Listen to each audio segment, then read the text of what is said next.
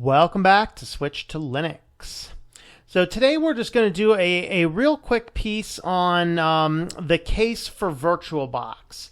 So some of us who do Linux distro reviews, in my case, I like to call them the pros and the cons.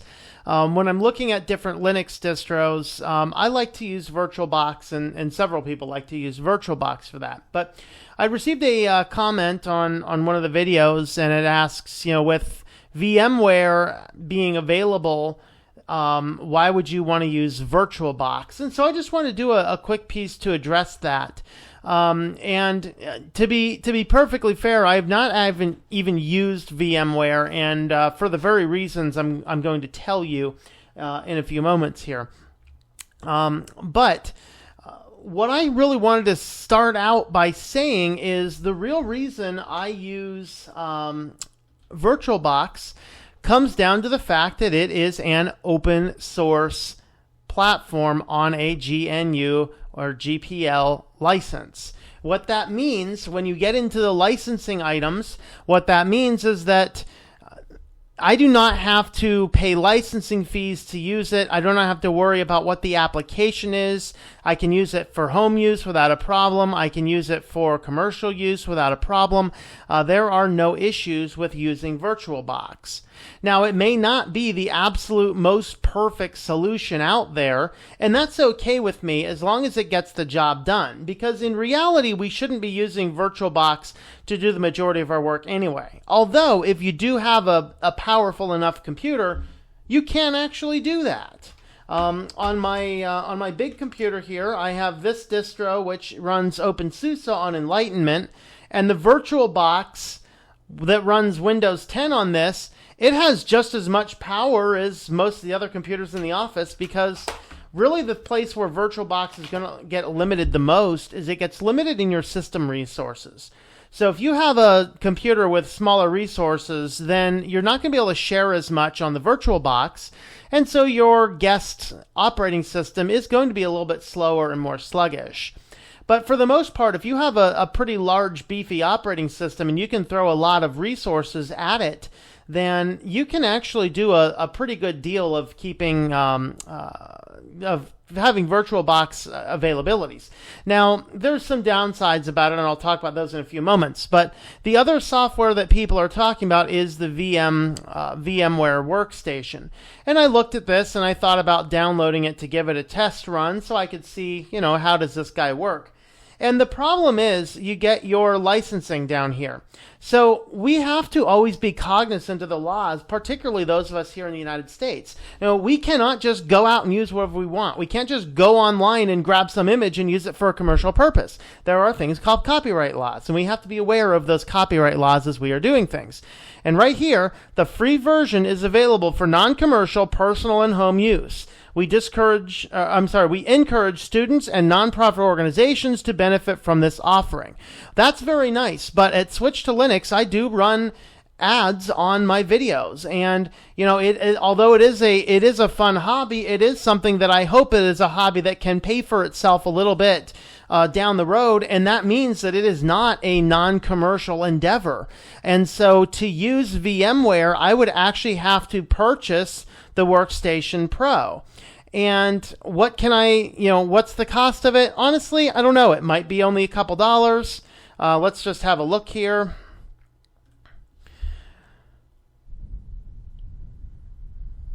Okay, so for $250, I can get this to test for Linux distros. Or I can use an open source version. That's precisely why I use VirtualBox. And that's why a lot of people who do Linux distro tests do use VirtualBox, because it does the job good enough. And by good enough, I mean, I don't encounter a lot of errors outside of a few that I'll tell you about.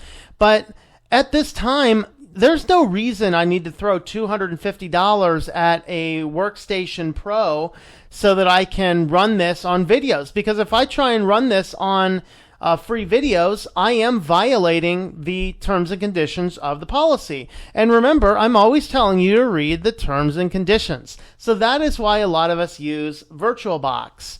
So that's a really quick defense. Why use VirtualBox? Simple. The licensing allows it to be available, and it is an open source platform, so we know what is going on.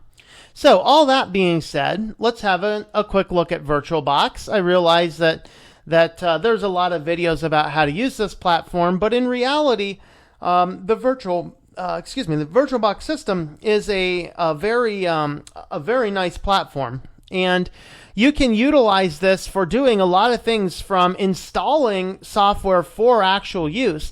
So if you see here, I have this Ubuntu server. This is actually a LAMP stack that I have built. And when I turn this guy on, I can do full PHP development on this computer without having to worry about running a perpetual Apache server on this system. And that means that, you know, if I'm running an Apache server on this system and I just have it built on my basic Linux computer, then in theory, someone could get in there if I'm not being cautious of the firewalls, and I probably am not if I'm just doing some basic PHP development testing. But by running Ubuntu server on a VirtualBox, I have this actually set up in such a way it doesn't share the network connections the same way, but it basically turns on a terminal-based interface for a LAMP stack, so I can do, I can do Apache development, PHP development, MySQL development. I can do all that kind of stuff on here, and then when I'm doing development, I just kill the virtual machine, and there's absolutely no outside connection. And so that's a fabulous use. The other thing you could do with it is I have here a Linux Mint 18, which is the same computer that I'm running. And this is, if there happens to be a new update or I want to test something out, if I'm curious how something's going to work, I can actually boot into this virtual machine for the Linux Mint computer and run my testing over there in a virtual machine. And in that case, if something goes wrong, I have not even come close to compromising my main computer. As I had said earlier here, I run an OpenSUSE on this guy, which this has a Windows 10 install on it. So I can literally do anything. If there happens to be software I have in my office, like for example, I've not taken the time to learn how to use GNU Cache, which is kind of like a Linux books system, for business books. But I use QuickBooks. And if my Windows 7 computer dies, which is the main Windows computer in my house, I very well might install QuickBooks on VirtualBox on Windows 10. And that way I still have access to a full QuickBooks install, but it is on a VirtualBox, which means it'll be portable between different computers, and I can make some backups. So I can literally run a full Windows applications, and that's one of those things. We talk about there's times when you need to run applications that you just can't really get to work well, or Wine's just not going to work for it. You can boot a computer into Windows 10, and right now, what it appears, no one seems to know for sure, but what it appears is that you can run Windows 10 seemingly indefinitely, for now anyway, without actually having a license key for it. It just locks you out of doing customizations. And so you can still run Windows applications for now. And suppose you do need to run Windows applications for the long run, but you prefer to stay on Linux, VirtualBox is a great way, and Windows 10 runs great inside of a VirtualBox. Especially since it is a light system resource. Also, I use this for doing development testing, and I can boot any of these things into a live key just by down here with this Linux distro test. Down here, I can boot any distro into here and run it as a live key for basic testing, or usually I just install it on this disk that's in here, and that will allow you to install Linux, a different Linux distro you're not used to, on the virtual box, and then you can do your development testing, you can do all your upgrades, and it's going to work the vast majority of the same way as it would on any other platform. Now, that's all the good news. What are the bad news? The bad news is some distros do not seem to run well. Like right now, I'm trying to run Solus because I want to run Solus as a distro pros and cons this week, and for some reason it just does not seem to want to run on a VirtualBox. No idea why. What it seems to be doing is it is booting up, it gives me my login screen, and then when you log in, it loads up the menu, and then it logs right back out again, and it keeps on continuously prompting me.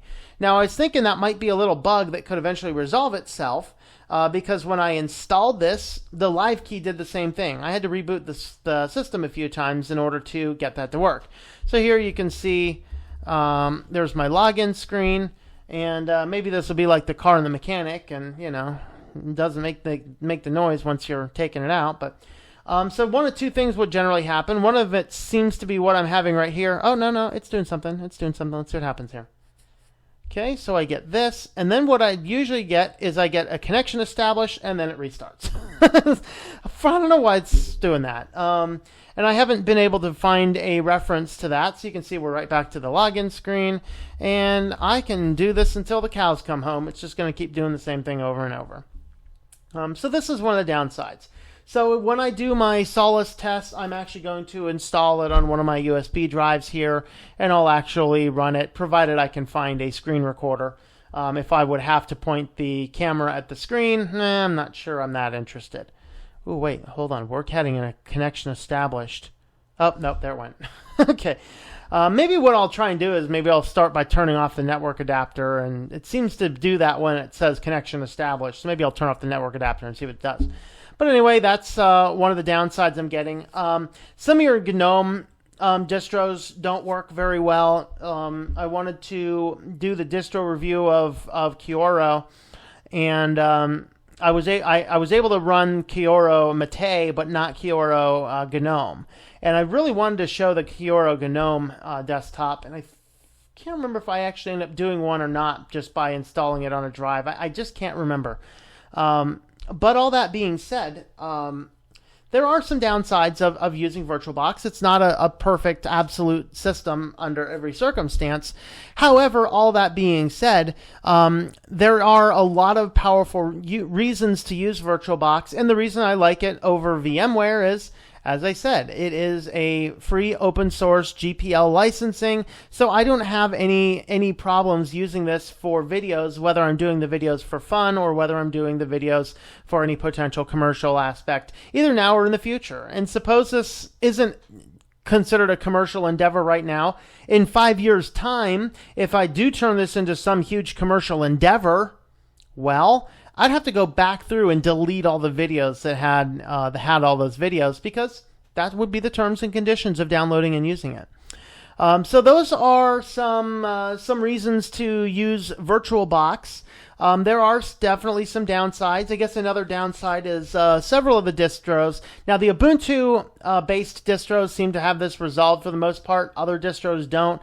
But guest additions, you cannot always get the thing to run full screen.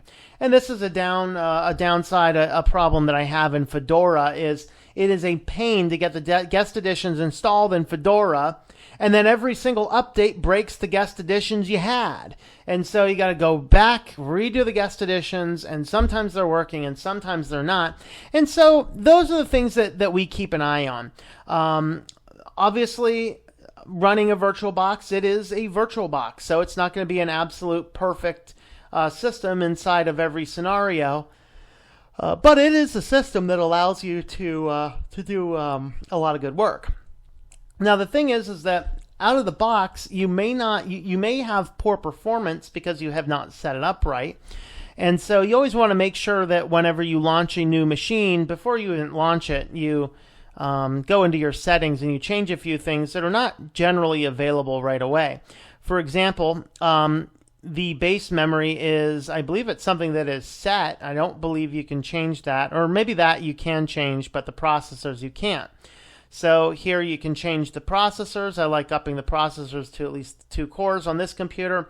Now, when I have the new computer built, I can give each computer 4 processing cores.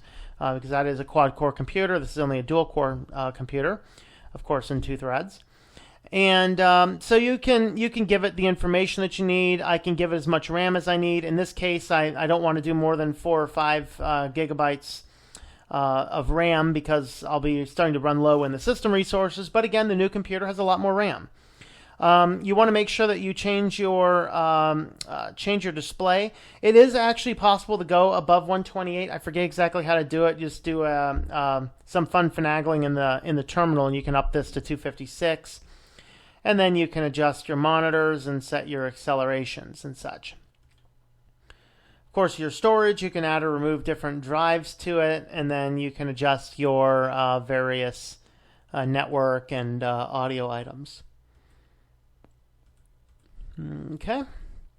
So that is why I use VirtualBox. It's quick, open source, commercial or a non-commercial license is available. I can do all the testing that I want. I can install what I want, and there's many applications for real productivity on the system as well.